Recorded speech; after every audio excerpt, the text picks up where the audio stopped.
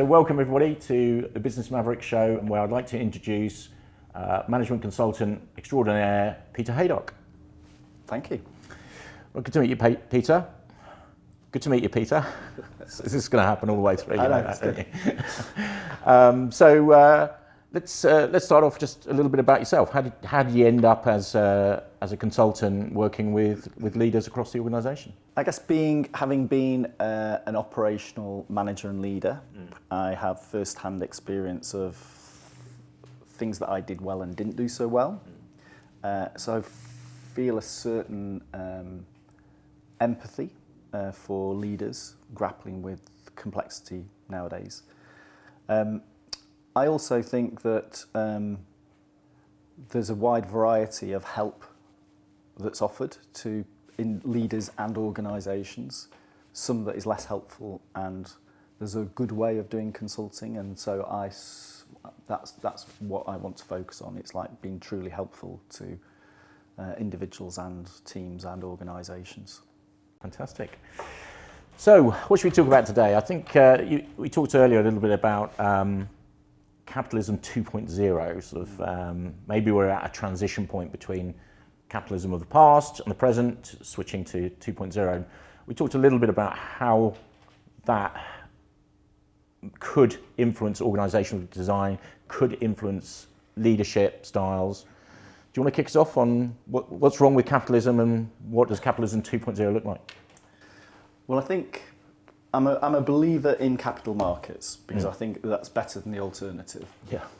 But I do think that the version of capitalism we've had has some major flaws and faults in it, in that it has driven organisations for shorter-term benefits.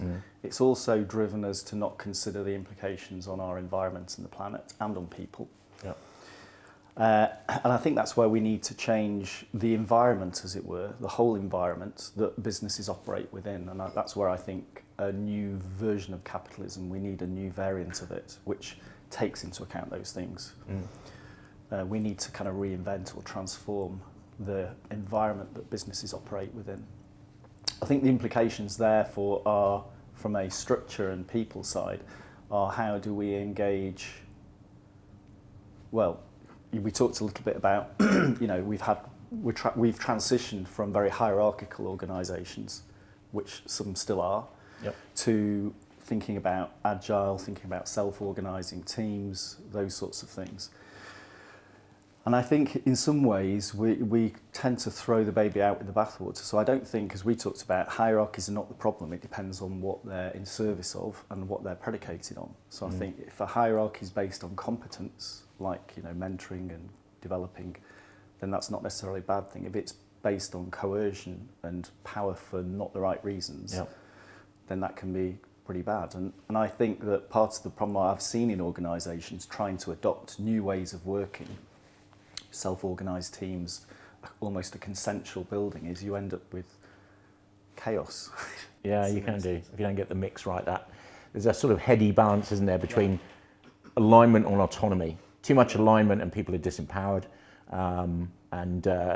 leader sets the path essentially. Too much autonomy and it's slightly chaotic, and everyone's happy but they're doing their own thing. And it's trying to get that heady balance between the two. And it's interesting, isn't it, that I find this a lot, that organisations, and by the way, I like the purpose, I like that concept that maybe we're becoming less effective as organisations because of a higher purpose. We beat up organisations that are very hierarchical or command and control or outdated ways of working, and we say, well, it's all based on Taylorism and military structures and things like that. Well, actually, the military's changed, right? And actually, Taylor was brilliant for his time, but there's a lot of Taylorism left over from 100 years ago. But I like that concept that there's a higher purpose. There's a capitalism to Capitalism 2.0. Because that will require, and we could argue it's underway, that shift in human consciousness that goes, this is no longer acceptable. And so I like that. I think that's really great. The hierarchy one is an interesting one to dip into, isn't it?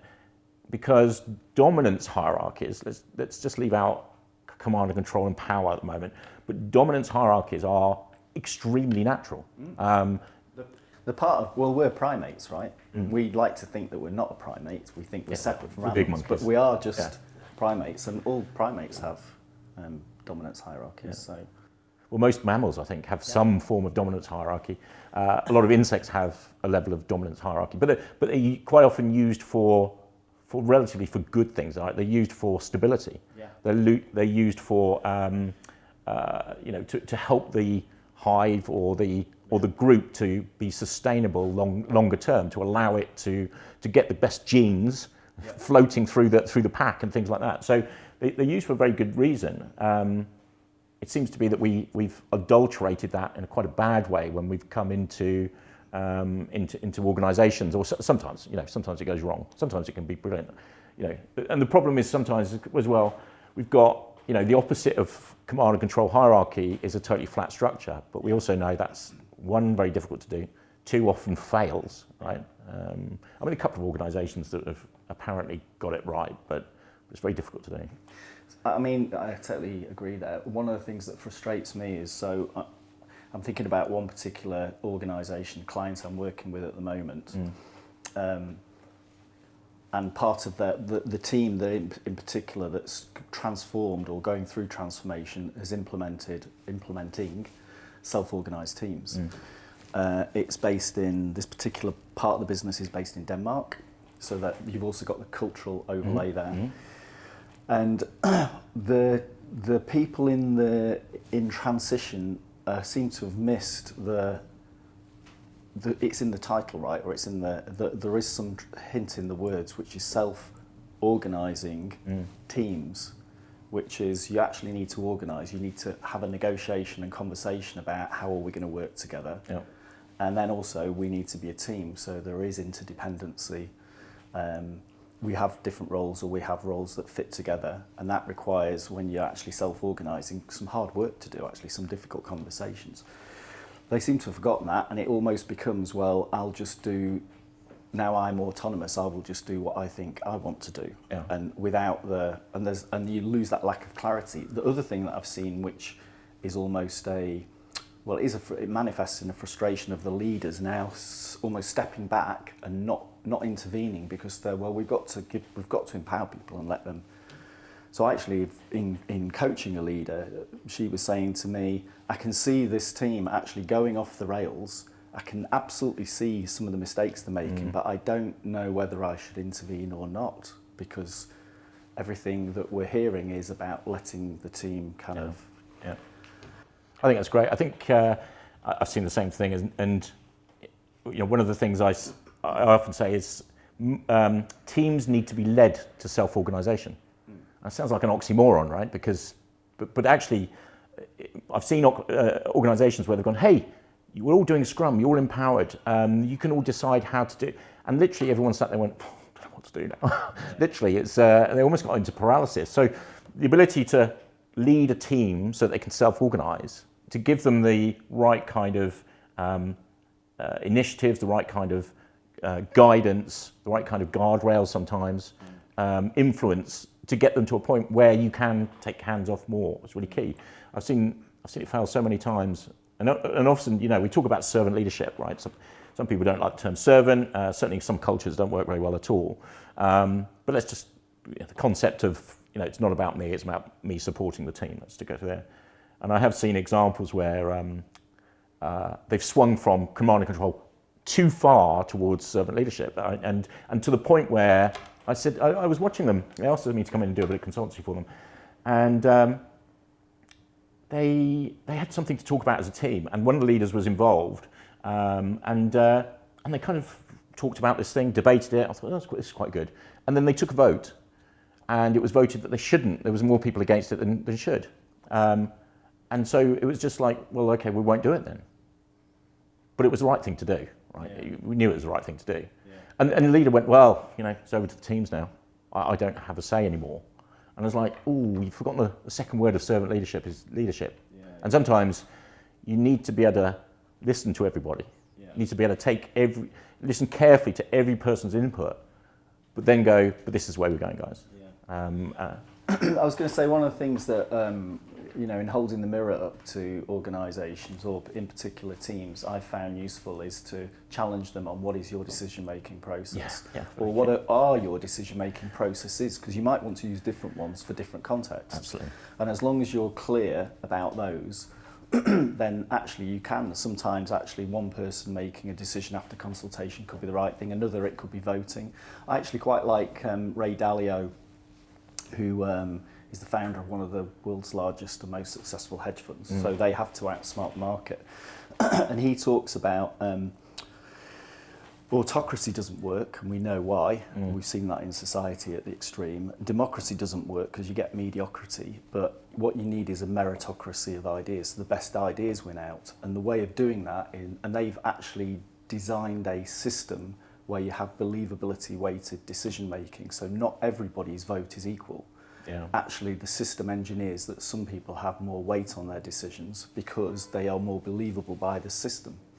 And I think that, for me, they actually have a very clear and transparent way of making decisions, which has enabled them to outsmart the market. But I agree with you.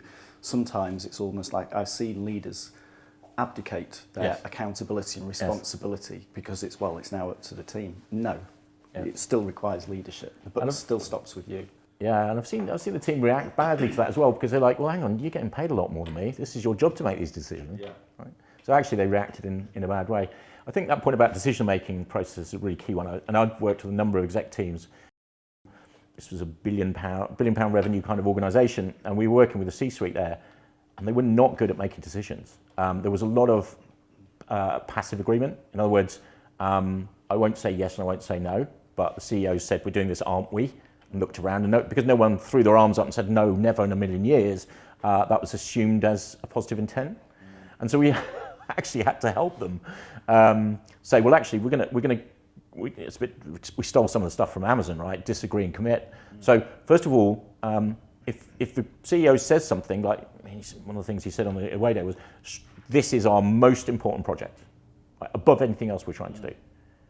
And then I said, you need to talk to your leaders and all chiefs, but you need to say, do you all agree with that statement? And I need a positive yes or a negative no. One of the, and if we have a no, great, we need more debate. And maybe you see something that I don't see, let's have the debate. If we all say yes, great, we'll go ahead and execute.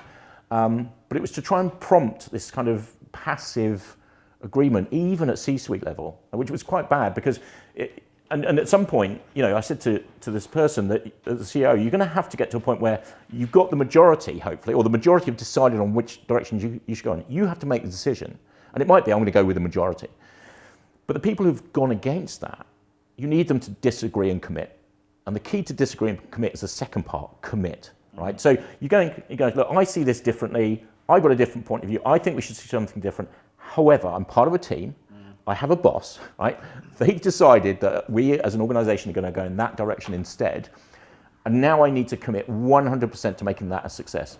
Not sabotage by apathy or even worse, intentionally, but actually commit to making that successful. And we really helped them on that sort of journey because it was there was definitely passive disagreement going on, which meant people not leaning into to actually execute things, and so you have a misaligned board, and it's all over the place. I do think, I'll be a bit provocative here, which is I do think our industry, whatever that is, consulting, organisational development, facilitation, coaching, I don't think it helps in a lot of cases. And I have a bit of a love-hate relationship with it because too many times I've seen new methodologies being sold into businesses, organisations. I could name a number of them. So the latest thing seems to be agile, or it's not the latest, but it's been around for 20 years, but it's maturing, right? It's maturing. It's been productized. Yeah, right? It's been productized and it's maturing out of the software sector into other areas of business. And so you just see organisations trying to apply it to everything. And it's almost like I've got a hammer, everything looks like a nail kind of thing, and it frustrates me because actually there's nothing wrong with traditional project management in certain contexts, there's nothing wrong with lean in certain contexts, agile absolutely works, but there's no one solution, and that I get frustrated because I see the consulting industry, which we're part of, and there are different types, there's different approaches, but I generally see them selling more things, solutions, approaches to organisations that are a bit of a one-size-fits-all as opposed to being really discerning about the context. A bit like the diet industry. What's the next absolutely fad like diet? the diet industry, yeah. Right, we know they don't work, but we're going to sell you a different one this time. This time it's, I don't know, lemon juice with your coffee, or whatever it is, right? Which is why I have that love-hate relationship, and I've said to clients, as a consultant, be very sceptical and suspicious of consultants, because they, don't, I might have a view. If you ask me, I'll have a view. I might hold the mirror up to you, but fundamentally, remember, you're running the business. You're accountable for the business. I'm going to try and help you, but at the end of the day, you've got to make your own mind up. Mm. I mean, with Agile, I do keep reminding clients, Agile is just 4 values and 12 principles. That's it. That's all that's in the Agile Manifesto. Everything else is an opinion or an interpretation of that built into a product so you can buy it. So don't forget that piece, right? If you just took the values and the principles and started to apply them in your organisation, you wouldn't be a mile off being Agile or more Agile than you are today. So keep it simple, right? I see the same kind of situation in the coaching industry too, or part of the coaching, whatever you want to call it, but it's become an industry in that it's been reified. It's turned into a thing, when in actual fact, I think the underlying skills and qualities of coaching, asking great questions, giving somebody their attention, listening, giving them some space to reflect, helping them kind of think through their own solutions and problems and try and articulate them, all that sort of stuff, and there's loads more, is good, but it's almost become purist. And for me, the only thing that matters is what helps. And that what helps could be a whole range of things. And it might not actually be anything that's within the traditional coaching conversation. It might be connecting them, or connecting them with somebody, or it might be showing them something, or it could be advice. It's blended, it's more complex than that. It's kind of what is going to be genuinely helpful to that individual. But again, I think the industry makes it this very pure. The analogy I use, and actually had this conversation, I was asked this by a client we were working with recently about coaching, and I said, the analogy for me, because I'm a martial artist, is a bit like martial arts, which is just because you've got a coloured belt, which is an invention of the West, doesn't really mean much. It's actually how you perform in the dojo that really matters. So you can get somebody who's a black belt who's just basically competent, or you could get somebody who's a lower belt who's maybe blue or purple who's fundamentally phenomenal. Or you can get somebody who's got no belts at all who's fundamentally phenomenal. Actually, it's not, but that's a bit of a hobby horse of mine that I think we almost create these rackets in the industry around all sorts of things: coaching, models of consulting, psychometrics. There's loads of them, and they sometimes and quite often get in the way of actually what genuinely helps. So here's a good question about coaching. So I'm a great fan of coaching. I'm a protege of being coached, and I've done quite a lot of exec coaching along the way. But coaching as a management style, a lot of organisations don't push that. Or even though we know coaching can be very useful in certain situations, it's almost like, oh no, we don't do any of that here. Let's put everyone on a course. That'll help, right? Because we'll get them certified, and then they'll be able to coach. But what's your thoughts around coaching, first of all, as a management style, but secondly, I can't think what the second thing is, so let's go back a slight step here. But what's your thoughts about coaching as a management style? Yeah, I was fortunate to have done my early coaching development, if you want, of a better term, with one of the co-creators of the Grow model. Well, 2 actually co-creators of the Grow model. And I was a line manager at the time, right. So I wasn't in our side of the industry. I actually ran a team and saw great benefit from it. I think the massive opportunity is for leaders and managers to have, and this is where, again, being provocative, actually, I'd like to take the wrapper of coaching off, and I'd like to say, if leaders and managers were able to adopt some of the core skills and qualities that are within that wrapper of coaching, then actually we'd have better managers and leaders, I think. But it's been able to, I sometimes think the wrapper doesn't help. So it's not coaching, for me it's not coaching as a management style, it's that how do we have leaders who listen better? How do we have leaders who can truly be present with the person in front of them? How do we have leaders who can ask really powerful questions that get somebody thinking? How can we have leaders who empathise, who can give feedback appropriately? All those sorts of things that are, and there's many more, within the domain of coaching, actually they are just really good life skills and good leadership skills. So, very true. Yeah, I agree. So Capitalism 2.0 then, we do this shift. I mean, what you've just talked about there is almost like Capitalism 2.0 for the employee, right? So if I have great leaders who work in a different style, maybe I can be more engaged at work, I get more meaning out of the work I do because I have a great relationship with my boss and they're empowering me through other things, all those good things you just talked about. What else is Capitalism 2.0 going to drive into organisations, you see? Well, I think there's a number of things. I think some component parts of what we need are ethics. So I think we need to, I think ethics need to be part of developing leaders. I hate to say the term, we need to teach leaders ethics, but I think that needs to be a subject that is discussed and debated and becomes part of the thought process, becomes part of the identity of a leader, thinking about ethics from a leadership point of view. I do think when you think more structurally and societally, I think some of the technologies we've got, like blockchain, because it's going to potentially distribute power, with things like having contracts that are more transparent and distributed, and there's a big debate about currencies, that you start to step outside the fiat system, and I think some of those things potentially could be transformative in society where we shift the balance of power.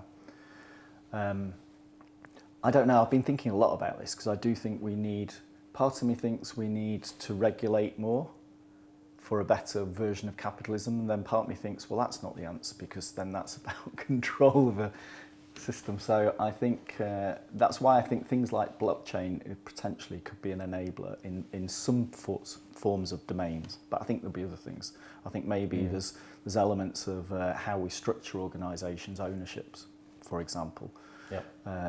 How we some of the decision making utilising distributed technologies and things like that, I think could actually shape the way that we organise.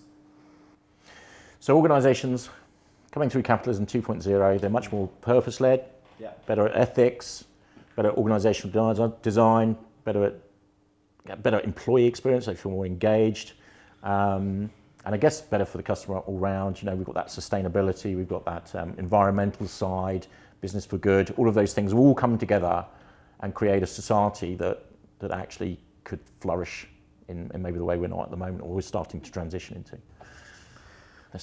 I think we need to take a more whole view from a capitalist perspective, and also a more long-term sustained view, which is why I think some of the things that organisations are trying to do through ESG are good. My concern is a little bit like social responsibility. For some organisations, I think they are truly trying to embody it, but I've seen and worked with a couple of organisations which really it is just we need to tick these boxes and we'll get the right stamp. So it needs a level of authenticity. Yeah. Great stuff. The good thing I think though is a final point is I think where we are in society with technology, it's making it more difficult to hide things.